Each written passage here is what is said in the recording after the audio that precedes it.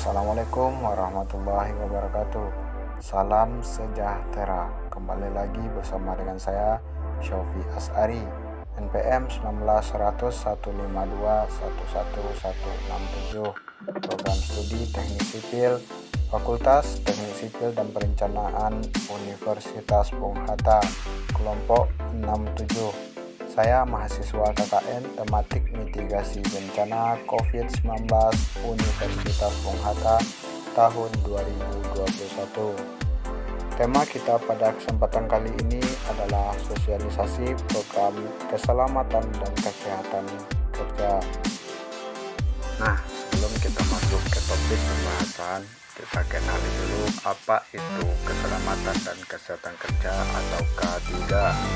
K3 adalah bidang yang terkait dengan keselamatan, kesehatan, dan kesejahteraan manusia yang bekerja di sebuah institusi maupun lokasi proyek, supaya lebih teliti dalam mengerjakan proyek yang akan dikerjakan dalam K3. Tujuan dari K3 adalah untuk memelihara kesehatan dan keselamatan lingkungan kerja agar pekerja juga tidak akan mengalami kecelakaan dalam mengerjakan proyek yang akan dikerjakan. Selanjutnya kita masuk ke rasional K3. Ada 4 rasional dari K3 ini. Yang pertama, selalu ada risiko kegagalan dalam setiap aktivitas. Yang kedua, saat kecelakaan kerja sekecil apapun akan menyebabkan kerugian. Yang ketiga, karena itu sebisa mungkin kecelakaan kerja dicegah.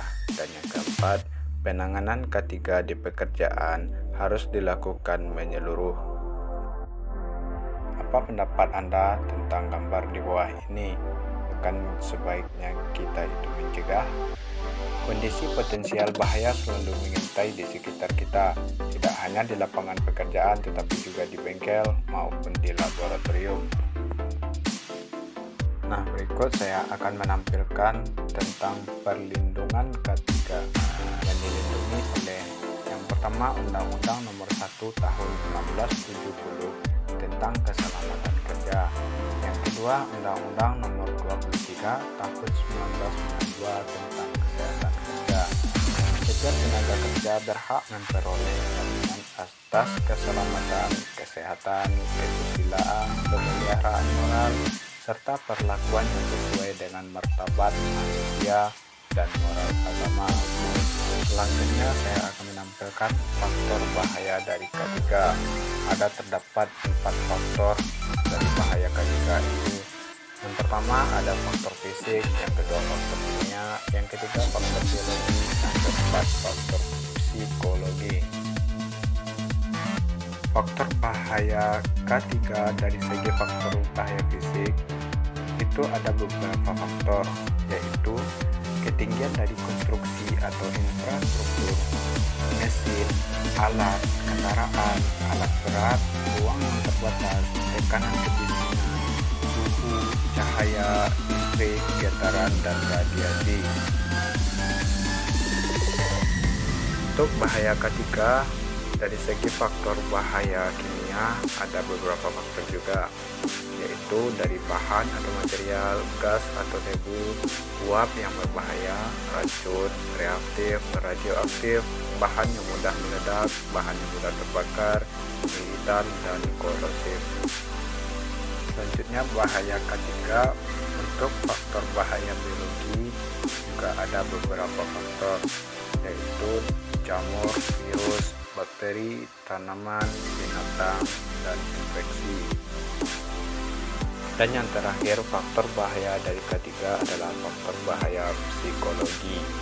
Ada juga beberapa faktor, yaitu stres, kekerasan, pelecehan, pengucilan, intimidasi, dan emosi negatif. Selanjutnya kita akan masuk ke dalam manfaat menerapkan K3. Ada beberapa manfaat K3 untuk pekerja. Yang pertama, pekerja memahami bahaya dan risiko dari pekerjaannya. Yang kedua, pekerja memahami tindakan pencegahan agar tidak terjadi kecelakaan. Yang ketiga, pekerja memahami hak dan kewajibannya khusus dalam peraturan terkait dengan keselamatan dan kesehatan kerja. Yang keempat, pekerja mengetahui bagaimana bertindak dalam keadaan darurat seperti kebakaran, gempa, kecelakaan, dan sebagainya. Yang kelima, pekerja mampu berpartisipasi untuk membuat tempat kerjanya lebih aman. Yang keenam, pekerja dapat melindungi rekan kerja dari risiko kecelakaan kerja. Yang ketujuh, pekerja mampu untuk menghindarkan keluarganya dari penyakit-penyakit yang mungkin bisa tertular dari tempat kerja. Yang kedelapan, pekerja mampu untuk tetap memiliki penghasilan. Yang kesembilan, pekerja mampu untuk tetap berkontribusi terhadap perekonomian keluarganya.